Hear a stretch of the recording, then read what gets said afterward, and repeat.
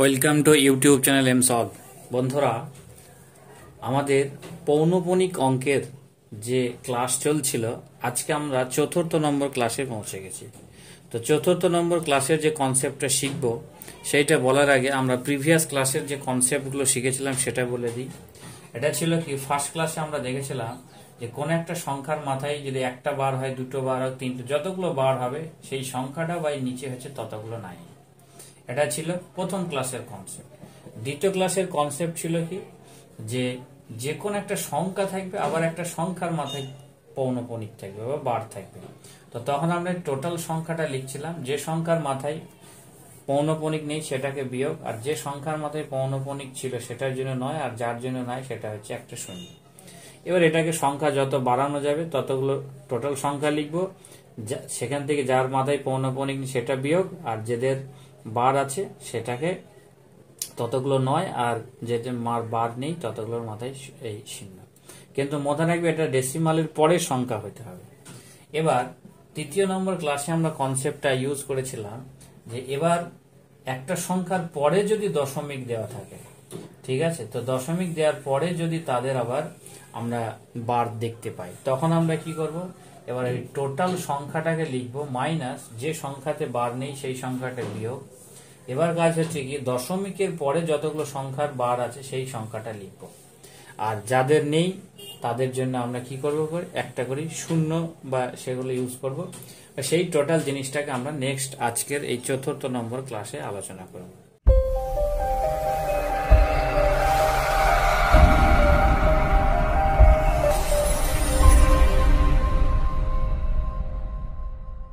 আজকের ক্লাসে হচ্ছে যে এক্স একটা থাকলো, এবার এখানে ওয়াই থাকলো, এখানে হচ্ছে কি যে পি কিউ আছে, ধরো নাম্বার। তো এখন দেখতে পাচ্ছি কি যে এই সংখ্যাটার উপরে বার, আগে কিন্তু কি এখানে কোনো সংখ্যার উপর বার দশমিকের পর যতগুলো সংখ্যা ছিল সবার উপর বার ছিল, কিন্তু এখনকার কনসেপ্ট হচ্ছে কি দশমিকের পর যদি কোনো সংখ্যা ছেড়ে থাকে তারপরে যদি বার থাকে তখন সেটাকে আমরা কি লিখব। তো এটা হচ্ছে কি সব প্রায় সেম আগের মতনই, একটু চেঞ্জেস হবে। সেটা হচ্ছে কি টোটাল সংখ্যাটাকে আমরা লিখবো, টোটাল সংখ্যা ছিল X Y P Q minus, এবার হচ্ছে যতগুলো সংখ্যার উপর বার নেই, দেখো এক্স এর উপরে নেই, ওয়াই নেই, সেইগুলো হচ্ছে বাদ এক্স ওয়াই। এবার এর ক্ষেত্রে হচ্ছে কি এই দশমিকের পরের কনসেপ্ট থেকে নিচেরটা বসবে, নাকি তার আগের সংখ্যা থেকে। তো যতগুলোর মাথায় বার আছে, দুটো সংখ্যায় বার ছিল তাই দুটো নাই, একটা সংখ্যার মাথায় বার নেই তাই একটা শূন্য। এই হচ্ছে আজকের কনসেপ্ট।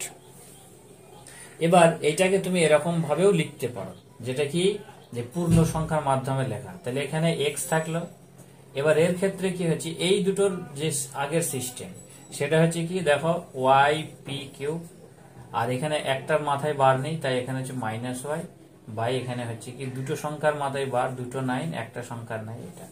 তো আমি রিপ্রেজেন্টেশনটাকে এরকম ভাবেও লিখতে পারি, রিপ্রেজেন্টেশনটাকে আমরা এরকম ভাবেও লিখতে পারি। এসএসসি 2012 সালে।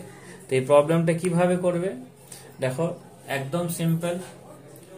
টোটাল সংখ্যাটা লিখবে 2349 মাইনাস দুটো সংখ্যার বার নেই 23 ডিভাইডেড বাই দুটো সংখ্যার উপর বার আছে দুটো নাইন, একটার বার নেই তাই শূন্য।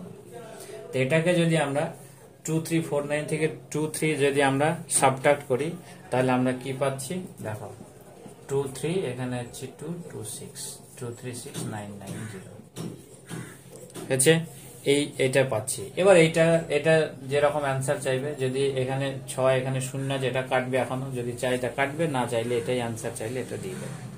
ঠিক আছে, এটাকে অন্য রিপ্রেজেন্টে কিভাবে লিখবে, এখানে 2 আছে, এর ক্ষেত্রে লিখবে কত 349, আর এখানে হচ্ছে -3 একটা সংখ্যা। এবার দুটো সংখ্যার মাথায় বার, তার মানে যে দুটো নাইন আর একটা হচ্ছে নাই, তাই এখানে শূন্য। তো এই রিপ্রেজেন্টেশনটাকে এরকম ভাবে লিখে এটাকে সিম্পলিফাই করলে 2 ইন্টু 346 ডিভাইডেড বাই 990, এটাকে কেটেও যেটা সিম্পলিফাই করতে পারো, যেরকম তোমাদের অ্যান্সার চাইবে সেই হিসাবে করে দেবে। তো এটা ছিল 2012 সালে এসেছিল। নেক্সট কোশ্চেন এর অ্যান্সার কি রকম আসবে দেখো, টোটাল সংখ্যাটা লিখলে 28768 মাইনাস কতগুলোর উপর, দুটোর উপর বার নেই 28 ডিভাইডেড বাই, এবার এইখান থেকে আমরা নিচের পোর্শনে লাগাবো, তিনটে সংখ্যার মাথায় বার, তিনটে নাইন, একটার বার নেই একটা শূন্য। কিন্তু এর উপর কখনোই খেয়াল রাখবেন, এটাকে সাবট্রাক্ট করবে, যেটা হবে সেটাই হচ্ছে অ্যান্সার। এবার যদি ওর এইরকম রিপ্রেজেন্টেশন করো তাহলে এখানে 2 পূর্ণ সংখ্যা দিয়ে কি হবে, এখানে 8768 মাইনাস একটার বার নেই -8 ডিভাইডেড বাই এখানে 3টে সংখ্যার বার আর একটা নাই, এইটা দুটোকে অ্যান্সার মিলিয়ে দেখবে, দুটো সেম পাবে। সিম্পলিফাই করো, যাই করো, সেম অ্যান্সার পাবে। তো দেখো আগের যতগুলো কনসেপ্ট কাজে লাগাই, দেখো কি হচ্ছে 8.31 বার, তার মানে হচ্ছে কত, টোটাল সংখ্যাটা লিখলাম মাইনাস যতগুলো সংখ্যা নেই সেটাকে 83 ডিভাইডেড বাই একটা সংখ্যার বার আর এখানে একটা নাই তাই 0 প্লাস এটা প্রথম কনসেপ্ট 6/9। এটা হচ্ছে কি আজকের কনসেপ্ট অনুযায়ী কি হচ্ছে, দেখো টোটাল সংখ্যাটাকে লিখলাম, এবার -0 এই দুটো -0 হওয়ার কথা, সেটাকে লেখার দরকার নেই। এবার এখানে হচ্ছে কত, দেখো এটা ভালো করে বুঝবে যে একটা সংখ্যার উপর বার আছে কিন্তু দশমিকের পর ভিতরে এখনো দুটো সংখ্যা আছে, তাই এই দুটো সংখ্যার জন্য কিন্তু দুটোর 0। কিন্তু এটা কখনোই ভাববে না যে এইখানে দুটো সংখ্যা মানে একটার মাথায় বার মানে একটা 9 দেবো, সেটা কিন্তু হবে না।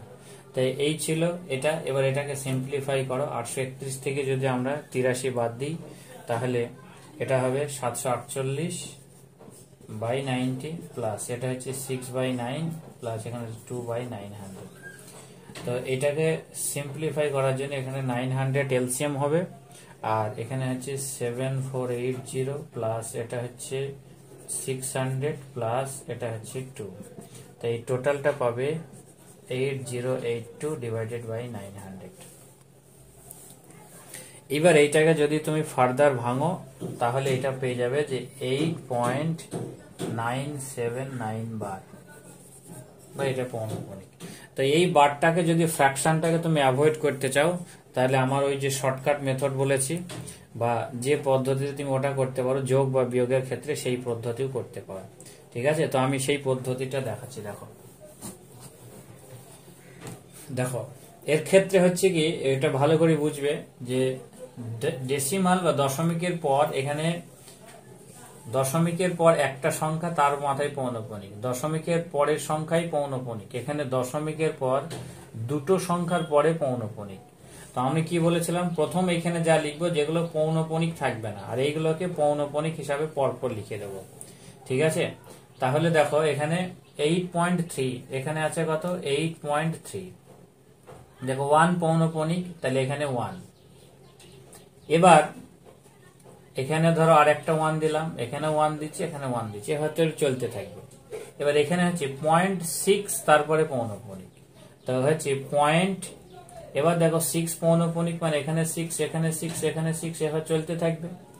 কিন্তু এইখানে কি কনসেপ্টটা বলছে কি যে এই 2 এর মাথায় পৌনঃপুনিক, আমি কি বলেছিলাম পৌনঃপুনিক থেকে লিখতে হবে, কিন্তু এখানে পয়েন্টের পর দেখো দুটো সংখ্যা আছে, তাহলে পয়েন্টের পর এখানে যদি আমি দুটো সংখ্যা লিখি তাহলে এবার পৌনঃপুনিক 2 2 মানে পৌনঃপুনিক 2 2 করে বাড়ছে, কিন্তু এখানে দুটো সংখ্যা, তার মানে এখানেও আমাদের এই দুটো সংখ্যা হিসাবে ফিল আপ করতে হবে। তো আলটিমেট এটা ছিল কি 0.6666 ছিল, তো আলটিমেট এই কথাটাই হচ্ছে কি যে এইটা ছিল না যে 0.6666, তো আমরা এইখানে দুটো 6 এখানে লিখলাম, তারপরে 6 6 চলতে থাকলো।